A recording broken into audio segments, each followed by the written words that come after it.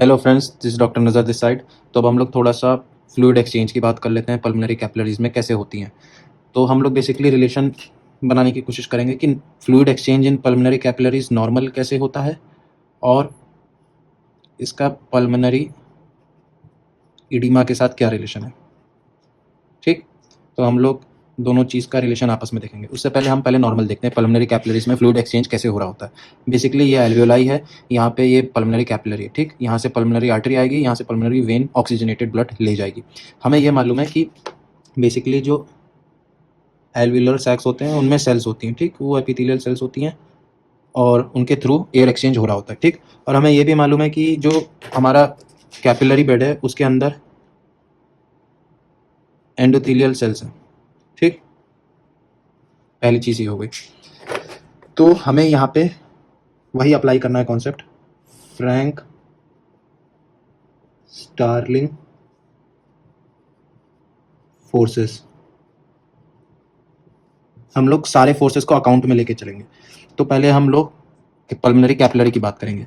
तो जो plasma proteins pulmonary capillary में है, ठीक, जो ब्लड फ्लो पल्मोनरी कैपिलरी में हो रहा है उनके अंदर जो प्लाज्मा प्रोटीन्स हैं वो फ्लूइड को अपनी तरफ पकड़ के रखना चाहती हैं। ठीक, तो मैं यहाँ पे लिखता हूँ ऑनकोटिक प्रेशर मान लो पाई है। ठीक, ऑनकोटिक प्रेशर को पाई बता दिया मैंने, और ये पल्मोनरी कैपिलरी हो गया। तो पल्मोनरी कैपिलरी के अंदर जो ऑस्मोटिक प्रेशर होता है वो 28 मिलीमीटर्स ऑफ मरकरी होता है। ठीक, फिर अब राइट हार्ट पंप कर रहा है, ब्लड को आगे बढ़ा रहा है, तो कुछ ड्राइविंग फोर्स होगा जिस वजह से जो प्लाज्मा फ्लूइड और जो ब्लड फ्लो करेगा पल्मोनरी कैपिलरी से हाइड्रोस्टैटिक प्रेशर क्रिएट होगा। तो मैं यहाँ पे हाइड्रोस्टैटिक प्रेशर पल्मोनरी कैपिलरी के अंदर देख लेता हूँ कितना होगा, which is around 7 millimetres of mercury. ठीक है, तो और यहाँ पे कुछ प्लाज्मा प्रोटीन्स होते हैं इंटरस्टिशियम में जो कि क्या जो कि फ्लूइड को अपनी तरफ खींच रहे हैं। तो ऑनकोटिक प्रेशर इंटरस्टिशियम में अराउंड 14 मिलीमीटर्स ऑफ मरकरी होता है। ठीक है, और हमें ये मालूम है ये एल्वियोलाई है। एल्वियोलाई के अंदर जो होता है, एल्वियोलाई के अंदर जो एपिथेलियल सेल्स होती हैं इनके ऊपर बेसिकली ये वेट होती हैं। ठीक है, ये वेट होती हैं, इनके ऊपर फ्लूइड होती है। तो उस वजह से एल्वियोलाई के इनर सरफेस पे सरफेस टेंशन क्रिएट होता है। सरफेस टेंशन की वजह से एल्वियोलाई हमेशा कोलैप्स करने की कोशिश करता है। जैसे आप ऐसे समझो, दो स्लाइड्स हैं और दोनों वेट हैं, आप दोनों को अगर चिपका दोगे तो बहुत मुश्किल हो जाएगा अलग करना। तो इसी तरह से ये एल्वियोलाई है, अगर ये कोलैप्स कर जाएगा तो ये चिपक जाएगा, एक दूसरे से वॉल्स चिपक जाएंगे एल्वियोलाई की, और इन्हें खोलना मुश्किल हो जाएगा फिर। तो ये एल्वियोलर कोलैप्स प्रिवेंट करने के लिए हम लोग सर्फेक्टेंट का यूज़ करते हैं। सर्फेक्टेंट बाद में पढ़ेंगे। सर्फेक्टेंट की वजह से ऐसा समझो कि एल्वियोलाई खुला रहता है, हमेशा कोलैप्स करने से बचता है। ठीक, तो वो जो सर्फेक्टेंट होता है वो सर्फेक्टेंट भी फ्लूइड को पल्मोनरी कैपिलरी से खींच रहा है। तो उसको मैं मान लो हाइड्रोस्टैटिक प्रेशर इंटरस्टिशियम मान लेता हूँ। ठीक, और वो अराउंड 8 मिलीमीटर्स ऑफ मरकरी होता है। तो अब हम लोग ये देख लेते हैं कि नेट फोर्सेस जो हैं, नेट फोर्स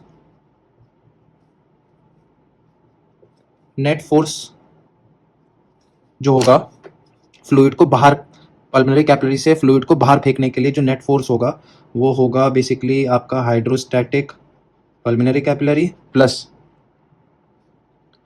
इंटरस्टिशियम में कुछ प्रोटीन्स होंगे।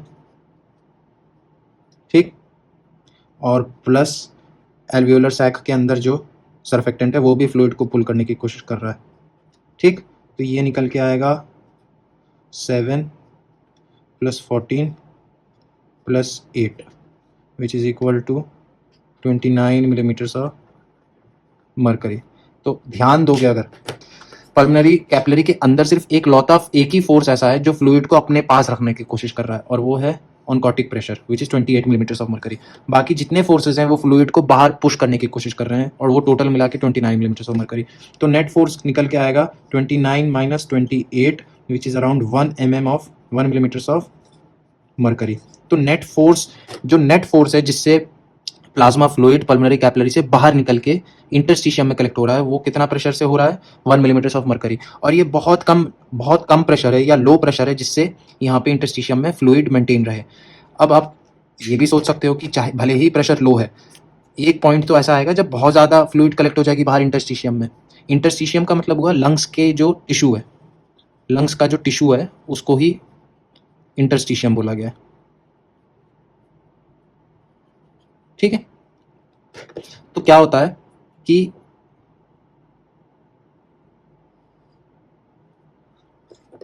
यहाँ पे एक सिस्टम होता है जो फ्लूइड को कलेक्ट कर रहा होता है और उसको बोलते हैं लिम्फेटिक सिस्टम। ये इंपॉर्टेंट रोल प्ले करता है। ठीक है, पहली चीज, अगर ये मान लो मेरा एल्वियोलाई है, ठीक, फिर यहाँ पे मान लो ये एल्वियोलर सेल्स हैं, ठीक, फिर यहाँ पे मान लो बेसमेंट मेम्ब्रेन है, ठीक, फिर मान लो यहाँ पे ब्लड कैपिलरी है। तो क्या होता है कि 1 मिलीमीटर ऑफ मरकरी के प्रेशर से फ्लूइड यहाँ पे पल्मोनरी कैपिलरी से बाहर आने लगती है, ठीक है, और यहाँ कलेक्ट हो रही होती है। तो लेकिन वो इतना मिनिमम क्वांटिटी में कलेक्ट हो रही होती है कि जो एक्स्ट्रा अगर फ्लूइड कलेक्ट हो रही है वो लिम्फेटिक्स से ड्रेन आउट हो जाएगी, लिम्फेटिक्स के थ्रू रीअब्जॉर्ब हो जाएगी, और लिम्फेटिक्स हमें मालूम है फिर जाके वीनस ब्लड में ड्रेन हो जाता है। तो इस वजह से क्या होता है कि एल्वियोलर वॉल और कैपिलरी वॉल के बीच में बहुत minimum amount of fluid available होती है, और वो फ्लूइड का होना ज़रूरी इसलिए होता है कि गैस एक्सचेंज प्रॉपरली हो सके, अंदर से एल्वियोलाई से ऑक्सीजन ब्लड में आ सके और ब्लड से कार्बन डाइऑक्साइड एल्वियोलाई में जा सके। ठीक, अब ये चीज़ तो हमें समझ में आ गई। तो इसका ये मतलब हुआ कि नॉर्मली फ्लूइड हमेशा इंटरस्टिशियम है एल्वियोलाई और ब्लड कैपिलरी के बीच में एक minimum amount of fluid available होता है, which is good for the exchange of gases. ठीक, it's a good thing, normal thing. कब तक नॉर्मल रहेगा? जब तक कि फ्लूइड कम अमाउंट में रहेगा। लेकिन अगर इन सारे फोर्सेस में से कोई भी फोर्स अगर डिस्टर्ब हो गया और किसी पैथोलॉजी की वजह से इन फोर्सेस में डिस्टर्बेंसेस क्रिएट हो गए, तो यहाँ फ्लूइड ज़्यादा एक्यूमुलेट हो सकती है, और फ्लूइड इतनी ज़्यादा एक्यूमुलेट हो जाए कि लिम्फेटिक्स फेल हो जाए, तो क्या डेवलप होना शुरू हो जाएगा? Pulmonary oedema. अब हम लोग कॉजेज देख लेते हैं कि पल्मोनरी इडीमा कैसे क्रिएट हो सकता है इनके फोर्सेस को डिस्टर्ब करके। पहला केस मान के ये चलो कि मुझे हाइड्रोस्टैटिक प्रेशर बढ़ाना है। अगर मान लो पल्मोनरी कैपिलरी में हाइड्रोस्टैटिक प्रेशर बढ़ गया किसी भी पैथोलॉजी की वजह से। अब हम पैथोलॉजी देख लेते हैं कि कौन कौन सी हो सकती हैं। एक तो ये हो सकता है कि ये माइट्रल स्टेनोसिस हो सकता है, ठीक है, लेफ्ट हार्ट में माइट्रल स्टेनोसिस है किसी को, तो उस वजह से क्या होगा कि ब्लड यहाँ एक्यूमुलेट होने लगेगा, ज़्यादा होने लगेगा, तो कंजेशन होने लगेगा ब्लड का, और ब्लड का बैक प्रेशर बढ़ जाएगा। और जब ब्लड का बैक प्रेशर बढ़ेगा तो राइट वेंट्रिकल को या राइट हार्ट को पंप ज़्यादा तेज करना पड़ेगा, और ये जब पंप ज़्यादा तेज करेगा तो hydrostatic pressure in the pulmonary capillary increases, and this leads to oozing out of fluid बाहर लीक आउट होने लगती है। अब आप नॉर्मली क्या होता है कि जो हमारे पल्मोनरी कैपिलरीज होती हैं उनके बीच में जगह होती है, ठीक है, जैसे मान लो ये हमारी कैपिलरी है और यहाँ पे हमारा एल्वियोलाई है, ठीक। तो नॉर्मली क्या होता है पल्मोनरी कैपिलरीज में, खास बात यह है कि इनके बीच में एंडोथेलियल सेल्स के बीच में जगह होती है, परमिएबिलिटी ज़्यादा होती है as compare to systemic circulation, ठीक है। तो इस वजह से फ्लूइड आराम से ऊज आउट कर सकती है। लेकिन अगर हाइड्रोस्टैटिक प्रेशर ही बढ़ गया, अगर जैसे माइट्रल स्टेनोसिस में हो गया, ठीक, फिर उसके बाद हमारा for example left ventricular failure है, ठीक है, लेफ्ट वेंट्रिकुलर फेलियर हो रहा है तो इस वजह से भी प्रेशर बढ़ेगा, ठीक।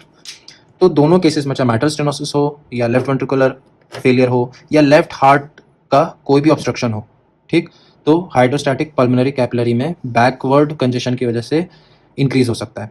तो जब hydrostatic pulmonary capillary pressure increase हो जाएगा तो फ्लूइड ज़्यादा तेज़ी से ऊज आउट करेगी।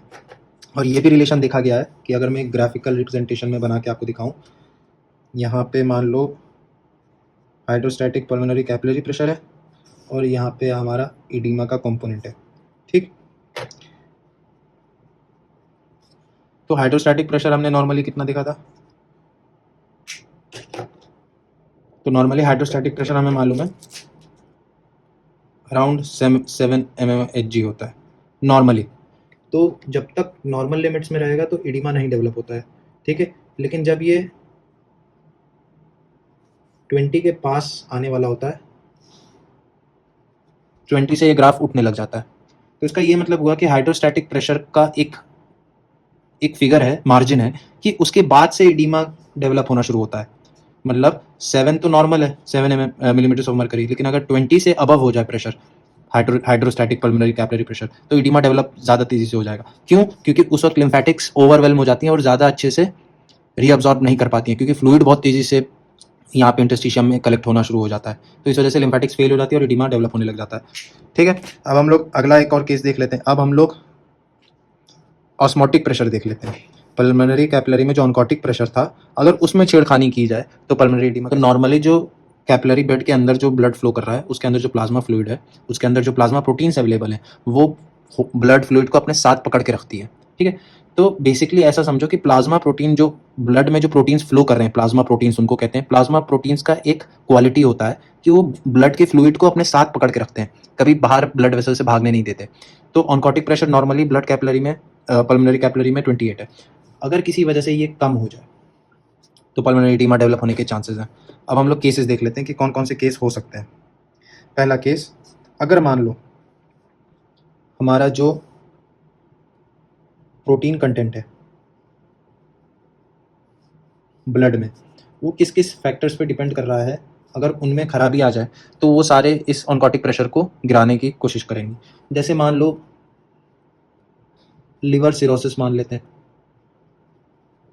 या लीवर का कोई भी पैथोलॉजी, क्योंकि हमें पता है लीवर क्या करता है, लीवर प्लाज्मा प्रोटीन्स बनाता है। तो अगर लीवर का कोई पैथोलॉजी है या लीवर सिरोसिस हो रखा है तो प्लाज्मा प्रोटीन्स कम बनेंगी, और कम बनेंगी तो फिर यहाँ से आराम से फ्लूइड ऊज आउट करने की कोशिश करेगा, ठीक। दूसरा चीज, प्रोटीन लूजिंग नेफ्रोपैथीज। अब प्रोटीन लूजिंग नेफ्रोपैथीज क्या होता है? जैसे एक एग्जांपल है नेफ्रोटिक सिंड्रोम। अब नेफ्रोटिक सिंड्रोम की खास बात यह है कि वो एल्ब्यूमिन और बहुत सारे प्लाज्मा प्रोटीन्स को यूरिन में लॉस करने लग जाता है। तो ठीक है, इस वजह से भी ब्लड में अगेन क्या होगा, प्लाज्मा प्रोटीन्स की क्वांटिटी कम हो जाएगी। और नेफ्रोटिक सिंड्रोम जब सीवियर हो जाता है तो जो लीवर प्रोटीन्स बना रहा होता है वो कंपनसेट नहीं कर पा रहा होता, इतना ज़्यादा प्रोटीन लॉस होता है यूरिन में, तो इस वजह से भी ओवरऑल प्रोटीन कम हो जाता है ब्लड में। एक और केस देख लेते हैं,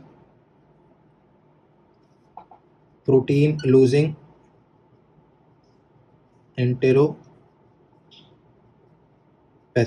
किसी को जीआईटी की प्रॉब्लम है, जिस वजह से प्रोटीन वो अब्जॉर्ब नहीं कर पा रहा खाने में से, डाइजेशन ऑफ प्रोटीन इफेक्ट हो गया, ठीक। उस वजह से भी एमिनो एसिड्स जो अवेलेबल होंगे वो कम हो जाएंगे, तो लिवर कम बनाएगा प्लाज्मा प्रोटीन्स।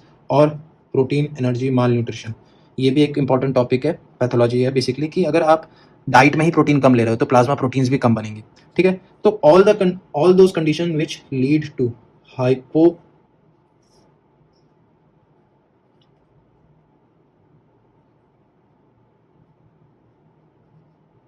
हाइपोप्रोटीनीमिया, वो सारी कंडीशंस जो हाइपोप्रोटीनीमिया क्रिएट कर सकती हैं वो पल्मोनरी एडिमा बना सकती हैं, ठीक है। क्योंकि अगर प्रोटीन ही कंटेंट, प्रोटीन कम हो जाएगा अगर प्लाज्मा फ्लूइड में, तो ऑनकोटिक प्रेशर कम हो जाएगा, ऑनकोटिक प्रेशर कम होगा तो ऑटोमेटिकली ब्लड को होल्ड करने की पावर कम हो जाएगी ब्लड वेसल के अंदर, तो ब्लड सारा ऊज आउट होकर इंटरस्टिशियम में कलेक्ट होना शुरू हो जाएगा, और एक पॉइंट के बाद जब लिम्फेटिक फेल होने लगेगी, सारा रीअब्जॉर्ब नहीं कर पाएगी, तो यहाँ पे पल्मोनरी एडिमा डेवलप हो सकता है।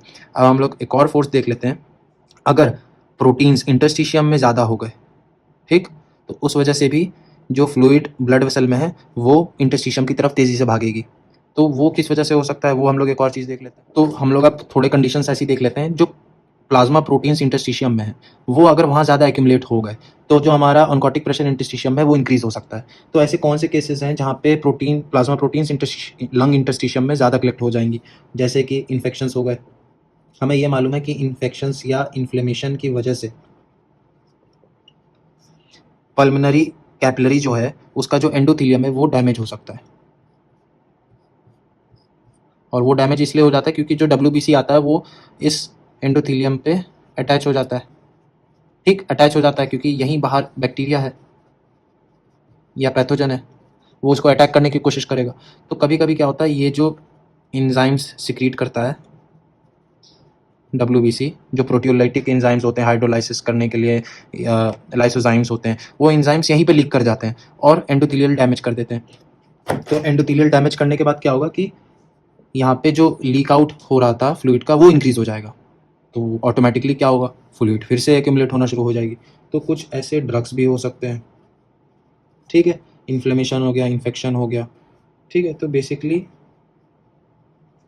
परमिएबिलिटी को,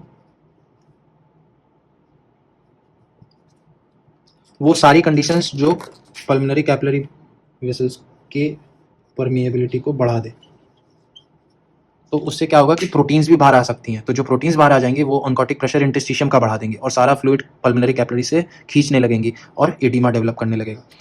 और एक लास्ट केस एक और है, अगर मान लो यही फेल हो गया, तो इसका एक स्पेशल टर्म होता है लिम्फ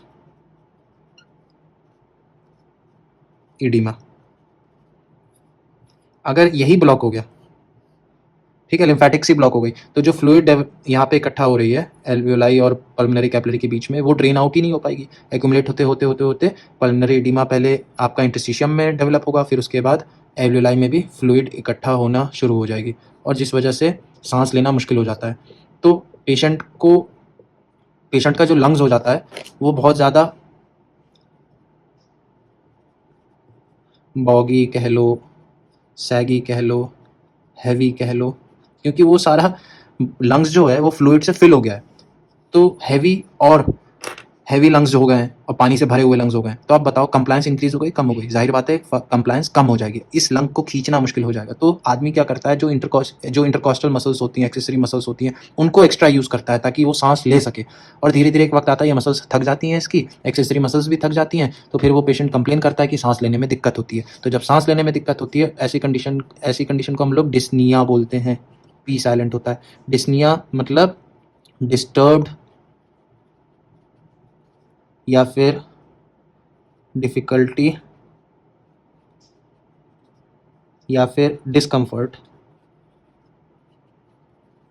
इन ब्रीदिंग, ठीक है। तो हमने ये समझ लिया कि किस तरह से नॉर्मली फ्लूइड एक्सचेंज होना ज़रूरी है। नॉर्मली अगर ये हमारा एल्वियोलाई है, यहाँ पे मैं अगर एक एल्वियोलाई बनाऊँ और यहाँ पे एक ये ब्लड कैपिलरी है, पल्मोनरी कैपिलरी, तो यहाँ पे हमेशा कुछ फ्लूइड होना चाहिए, स्मॉल अमाउंट। तो बेसिकली जो जो फ्लूइड, प्लाज्मा फ्लूइड जो आपका पल्मोनरी कैपिलरी से थोड़ा सा भी बाहर आ गया, ये मिनिमम अमाउंट यहाँ पे ऑलवेज प्रेजेंट होनी चाहिए between the alveoli and pulmonary capillary.